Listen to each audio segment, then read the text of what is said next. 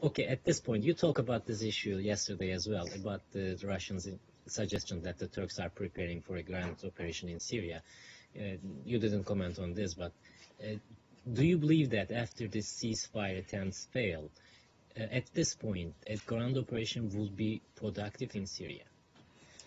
Not necessarily by U.S., but the Turks or, for example, Saudis? The short answer to your question is no. We continue to believe that there's no military solution to the civil war in Syria. Nothing has changed about that, about our calculus with respect to that.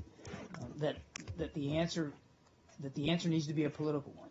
That's the real way to achieve some sort of long-lasting, sustainable peace. Not escalating the tensions, not more bloodshed. And the second one, I know that you are discussing this border security issue with the Turks, and Secretary of Homeland Security also is heading to Turkey soon in the upcoming days.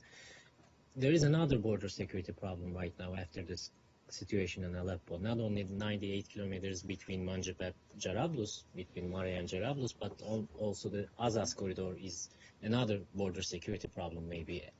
Because after this push by the Syrian government and the Russian forces, some radical elements also are about to retreat to Turkey, including Nusra and other radical groups in the area. Are you discussing this issue with the Turks? We have routinely been discussing issues of border security with the Turks.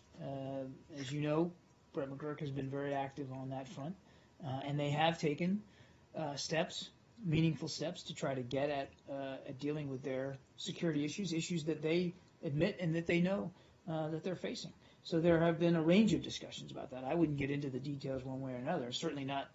I'm not going to talk about specific geography. I think you can understand that we don't exactly want to communicate to groups like Daesh everything that's being done, and I wouldn't talk to operations one way or the other. But on the whole, yes, we continue to have discussions about border security with the Turks. Are you concerned specifically about the retreat of Nusra? We are concerned about all the border issues that are affecting Turkey with respect to the flow of foreign fighters, material assistance, and other means of sustenance to Daesh inside Syria. Not Daesh, Nusra. I'm talking about Nusra and other anti-regime forces. Absolutely, we're concerned about that. I mean, Nusra is a terrorist group.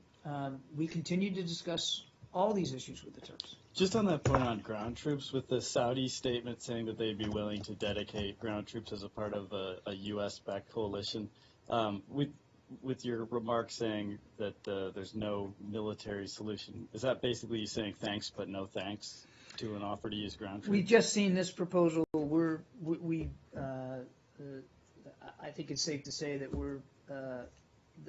we obviously have some questions about it, and are going to continue to talk to the Saudis about exactly what the parameters are here. But when we talk about no military solution, we're talking about no military solution to the civil war, to the fight by the opposition against the regime. We're not talking about the efforts to go after Daesh. I mean, clearly, the coalition is involved in military operations in Syria against Daesh, and that's going to continue. We still have to degrade and destroy their capabilities.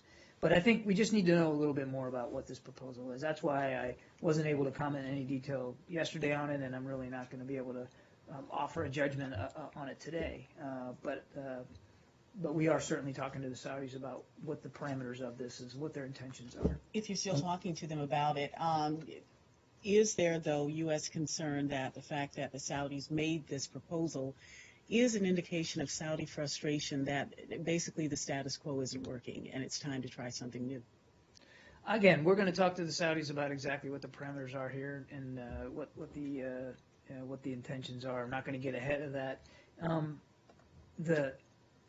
Again, and I won't speak for a foreign government, but certainly I think it's safe to say that everybody in the international community is frustrated by what's going on in Syria, and everybody wants to see that war stop. Everybody wants to see a group like Daesh defeated, and we're going to continue to work at that. So again, I can't say whether they're frustrated or not. It certainly wouldn't surprise me. Everybody's frustrated about what's going on in Syria. That's why it's important to have this next meeting of the ISSG in Munich, and that's why it's important before the end of the month to get those talks, the Geneva talks, resumed.